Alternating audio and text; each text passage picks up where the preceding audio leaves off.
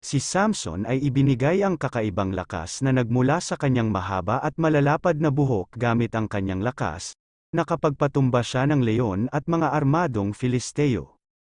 Bago ang kanyang kamatayan, muli niyang ipinanghiganti ang mga Israelita mula sa mga Filisteo. Sa paghatak ng mga haligi ng gusali, gumuho ang gusali kasama ang maraming Filisteo, kabilang si Samson. Ang kwento ni Samson ay nagpapakita ng kanyang kahinaan at pagtatalo, ngunit patuloy na naglalaman ng aral sa katatagan at pagbabagong loob sa Diyos.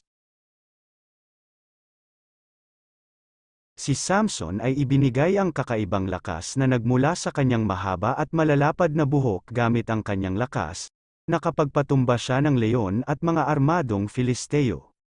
Bago ang kanyang kamatayan, muli niyang ipinanghiganti ang mga Israelita mula sa mga Filisteo.